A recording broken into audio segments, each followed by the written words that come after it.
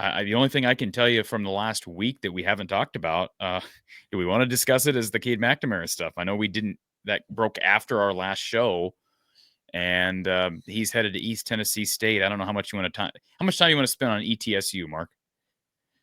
Well, I would normally spend nothing on him, but there's been so much time spent on this show and on your channel about Cade McNamara. He's probably been talked about more than anyone over the last, 2.5 years, whatever it's been. I guess he would have been acquired right about this time 2 years ago. So about 2 years.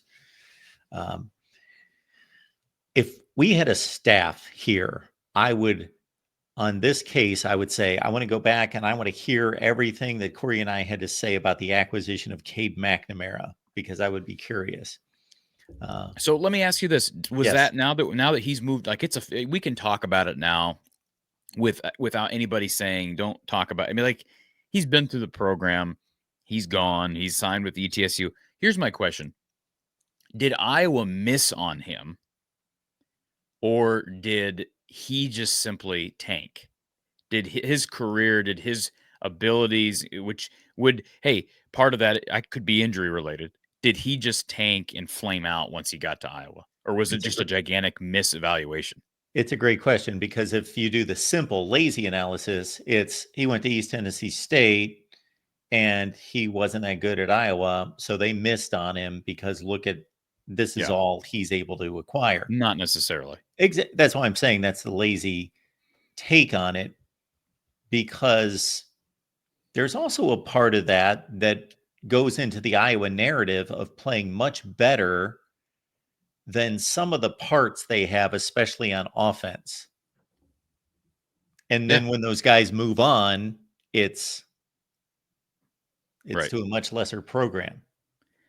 And hey, second knee injury plus what he dealt with the preseason stuff in 2023, that, no question, he took steps backwards because of those injuries. There's no doubting that. But let's not forget, he wasn't very good even when he was playing healthy. So, I mean, was Michigan's talent around him, did it really make him look that much better? Or would you say he never really looked that good, and Iowa was just infatuated with the team results? Because that is, I mean, we've been critical of Kirk for being too concerned with a quarterback's win-loss record as a starter. Hey, Deacon Hill's got a really good win-loss record in the Big Ten. All right, but he ain't starting at Dixie State right now.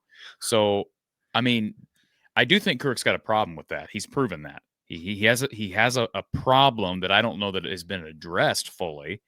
And part of the way you fix that problem, I think, with a coach his age, is you rely on other people like Tim Lester, and I think hopefully he's doing that now.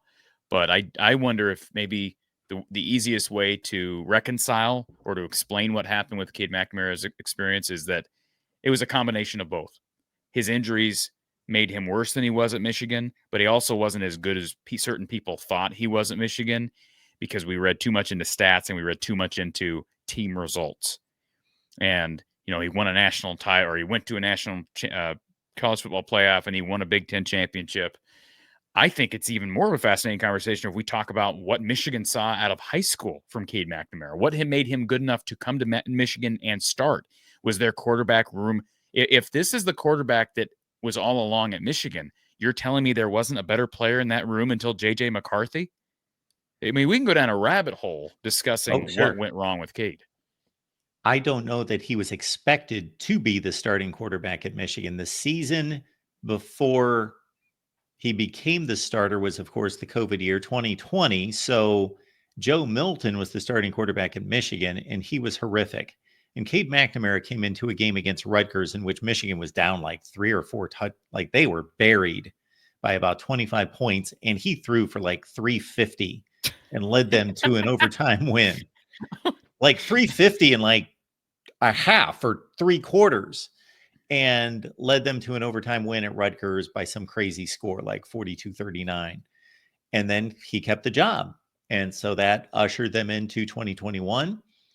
And I am in no way going to pat myself on the back, but I do remember us having conversations, and I was saying, Cade McNamara is not that good. He's good. He's an upgrade. I think he's a good quarterback for Iowa, but I was clearly stating JJ McCarthy's a better quarterback and will prove that.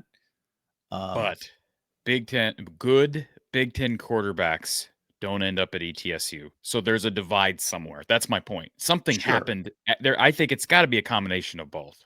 It has to be. Because if he was a good Big Ten quarterback, at a minimum, he'd go to a G5 and be the assured starter. He's going to ETSU, and I think he's going to be the starter. But I mean, that's totally different. And ETSU is not even a good FCS program. You are right. You are right. I think at one point before he arrived at Iowa, when we had one of those many discussions, I placed him somewhere. We started to filter through the quarterbacks, and I ranked him somewhere in the middle.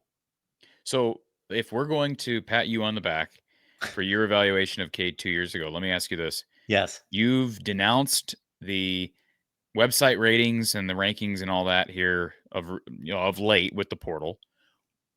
I know you haven't seen as much of Mark Gronowski because you were focused more on you've seen Zero. Come on. I've never seen him throw a All right, then I'm pass. not going to ask the question. Well, I We need can't to get you to evaluate get somebody into I've never seen play. Okay, you want to know what you could do? Do you want to know what you could do to really punctuate this channel? Here's what you do. This channel, all right? Here's what you do. You literally have a Mark Rogers film session. And yeah, hey, you're not a coach, but who cares? You go on there and you grab Mark Gronowski film and you break it down in live time as you are recording. This is the first time you've seen Mark Gronowski play. That would be, and you lead the video off by making that statement. I have never seen this man throw a football, and then go. And then when you're done, give an evaluation. That's called good content, Mark. I can't do that because I've seen Mark Gronowski play. Well, you can still evaluate him. I can still evaluate him, and I have to some extent. Okay.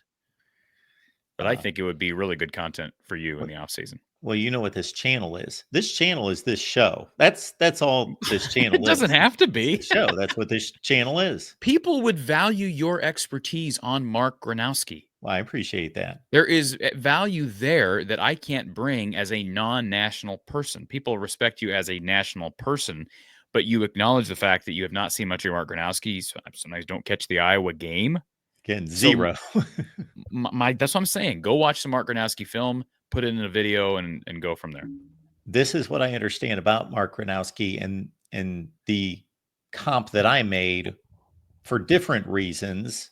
And I'll go back to our conversation from a couple of weeks ago, was again Max Brosmer at Minnesota, understanding that Gronowski's a better athlete. He's got a stronger arm. Brosmer came from the same level of play and succeeded at Minnesota. Didn't light the world on fire, but was a very good Big Ten quarterback. Operated the offense based on his brain. He replaced Ethan Kalkumanis, who, based on everything, well, I've seen Kalkumanis play a lot of football, that Brosmer doesn't have the physical skills. He can't make the throws that Kalkumanis can. And I'm guessing Gronowski can make, but he knows how to operate the offense. He makes the right decision. He knows where to go with the ball. He throws it on time. He's accurate. He's just a pro, per se.